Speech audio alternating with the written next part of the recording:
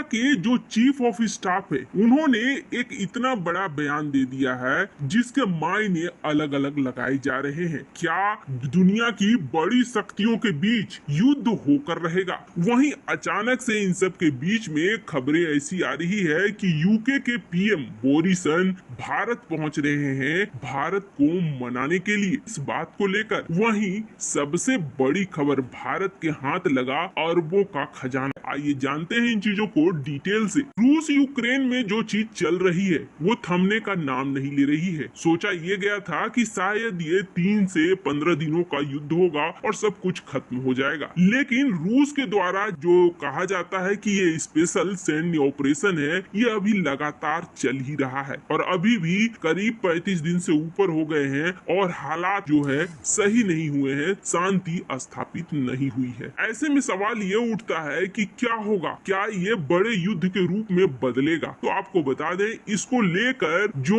America के chief of staff है यानी कि जनरल मार्क माइले, इन्होंने बहुत बड़ी बात कही है और इन्होंने अपने कांग्रेस को संबोधित करते हुए कहा है, यानी जो अमेरिका की पार्लियामेंट टाइप की है जहां पर ये संबोधित करते हैं, ये बताते हैं कि इनकी क्या नीति है, दुनिया में क्या कुछ चल रहा है, उसको लेकर आगे कैसे अमेरिका बढ़ रहा है, उस पर जनरल माइले ने ये बात कही है। इसलिए ये बात बहुत मायने रख रही है। उन्होंने साफ साफ कहा है कि अमेरिका को 2 तरफ की चुनौती मिल रही है और दोनों ही दुनिया की ग्लोबल पावर है। एक है चीन और दूसरा है रूस। दोनों ही मिलिट्री रूप से, सैन्य रूप से बहुत ही ताकतवर हैं और दोनों ही ये चाह रहे हैं कि जो ग्लोबल ऑर्डर है, दुनिया जो एक व्यवस्थित तरीके से चल रही है, उस ऑर्डर को तोड़ा जाए। और इससे हो ये रहा है कि दुनिया अनस्टेबल हो रही है और स्थिर हो रही है और इससे बहुत ज्यादा चांसेस बढ़ रहे हैं कि अंतरराष्ट्रीय स्तर पर जो ये महाशक्तियां हैं ये अब और भी ज्यादा लड़ेंगे, आपस में इंक्रीज होगा, इनकी लड़ाई घटेगी नहीं।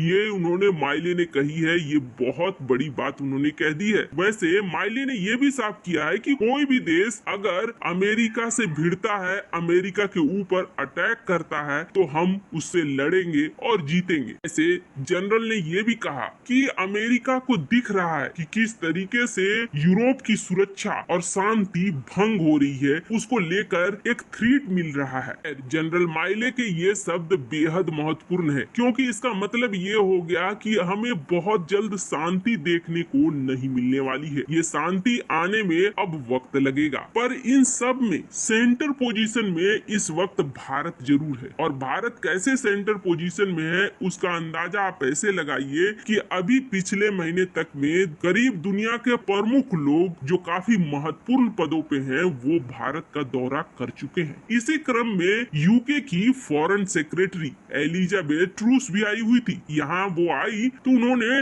और डॉक्टर एस जयशंकर और ट्रूस की जो मुलाकात रही वो मीडिया में खबरों में बनी रही क्योंकि डॉक्टर एस जयशंकर ने 2 टूक शब्दों में जवाब दिया। पिछली बार ग्लासगो मीटिंग में प्राइम मिनिस्टर नरेंद्र मोदी और British prime minister Boris Johnson मिले हुए हैं। COP26 क्लाइमेट समिट हुई थी। उसके बाद 2 बार ऐसा हो चुका है कि ब्रिटिश पीएम ने प्लान बनाया भारत के लिए और वो प्लान कैंसिल हो गया उनके विजिट का। एक तो कैंसिल हो गया जब महामारी की दूसरी लहर आ गई थी और ये मीटिंग उस वक्त इसलिए हो रही थी क्योंकि 2030 तक के लिए भारत और यूके के बीच एक रोड मैप तैयार करना था, जिसमें करना क्या, जब से ब्रिटेन यूरोपीय यूनियन से अलग हुआ है तब से ब्रिटेन ये कोशिश कर रहा है कि उसे एक बड़ा बाजार मिले, वो अपने व्यापार को अकेले दम पर आगे बढ़ाए और इसे लेकर ब्रिटेन को भारत की बड़ी मदद चाहिए क्योंकि भारत है बहुत बड़ा बाजार। अब जहां तक हिंद महासागर का मामला है, इस रास्ते को भी ब्रिटेन, अमेरिका, ऑस्ट्रेलिया सुरक्षित रखना चाहते हैं। अगर यहाँ पर चीन का राज हो जाता है तो फिर ये जो दक्षिण चीन सागर का रास्ता है या हिंद महासागर का रास्ता है, यहाँ पर किसी भी देश को व्यापार करना बहुत मुश्किल हो जाएगा। अब इस चीज के लिए ये देश भारत के साथ आना चाहते हैं और हर हाल में चाइना को काउंटर करने के लिए इंडो पैसिफिक में भारत के साथ बने रहना चाहते हैं। 2030 का जो इन्होंने रोड मैप बनाया था भारत और यूके के फ्यूचर रिलेशन का, इसमें जहां एक स्ट्रेटेजिक पार्टनरशिप करनी थी वहीं ट्रेड को लेकर भी बहुत सारी चीजें करनी है। आपको बता दें, सबसे पहला है मैरीटाइम कोऑपरेशन, यानी समुद्री रास्तों में एक दूसरे की मदद करना, और दूसरा है फ्री ट्रेड एग्रीमेंट। ऐसा माना जा रहा है कि इन दोनों के अलावे शायद यूके के पीएम भारत को इस बात के लिए मनाना चाहते हैं कि वो रूस के खिलाफ बयान करे। वैसे आपको बता दें, जब पिछली बार एफएम की मीटिंग हुई थी तब ट्रूस ने यही कहा था कि हमें दूसरे देशों के फैसले का भी सम्मान करना चाहिए, और ये बिल्कुल बदल गया था।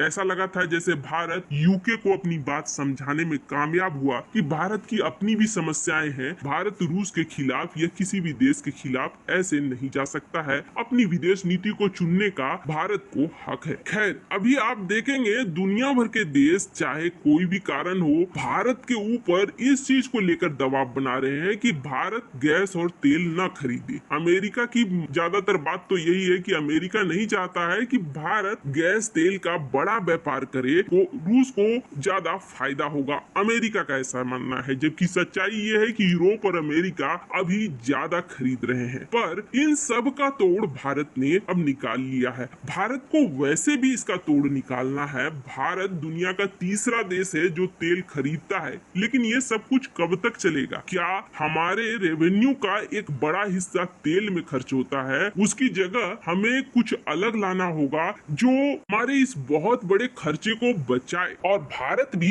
इसी दिशा में सोच रहा है। इसलिए भारत ने इस दिशा में कदम बढ़ाना भी शुरू कर दिया है। भारत जिस प्लान पर चल रहा है, भारत इसमें अगर कामयाब होता है तो आप समझ लीजिए भारत को ये क्रूड ऑयल के झंझट से छुटकारा मिल जाएगा, खरीदना ही नहीं पड़ेगा क्रूड ऑयल। यहाँ तक कि भारत अब इस टारगेट पर है कि सऊदी अरब और ओपेक देशों की तरह भारत फ्यूल को बेचेगा, न कि खरीदेगा। तो भारत ऐसा क्या बना रहा है जिससे कि भारत को पेट्रोल डीजल की जरूरत न हो और उल्टा भारत एक्सपोर्ट करे? तो आपको बता दें, भारत ने बहुत ही रफ्तार से काम शुरू कर दिया है हाइड्रोजन पर, और इसके लिए भारत की जो सबसे बड़ी तेल रिफाइनरी कंपनी है इंडियन ऑयल कॉर्पोरेशन, वो आ गई है सामने। ये अब हाइड्रोजन का निर्माण कर रही है, हाइड्रोजन पावर का, जिसे ईंधन के रूप में इस्तेमाल किया जाएगा। आपको बता दें, इसमें एलएनटी भी मिली हुई है और इंडियन ऑयल कॉर्पोरेशन भी मिली हुई है। हार्डवेयर जो इसमें लगेंगे वो एलएनटी बनाएगी और इंडियन ऑयल कॉर्पोरेशन इसे भारत में हर जगह में ट्रांसपोर्ट करने में मदद देगी। हाइड्रोजन बिना प्रदूषण वाला सबसे बेहतरीन सोर्स माना जा रहा है इस वक्त ईंधन के रूप में। आपको बता दें, भारत के जो सड़क परिवहन मंत्री हैं नितिन गडकरी, ये हाल ही में हाइड्रोजन कार से पार्लियामेंट तक आए थे और वो कई बार अपनी बातों में इसका नाम भी ले चुके हैं। मतलब भारत अब अपना फोकस एक अलग ही जगह शिफ्ट कर रहा है। से आपको क्या लगता है, भारत ने ये बिल्कुल सही कदम चुना है? कमेंट कर अपनी राय जरूर बताएं।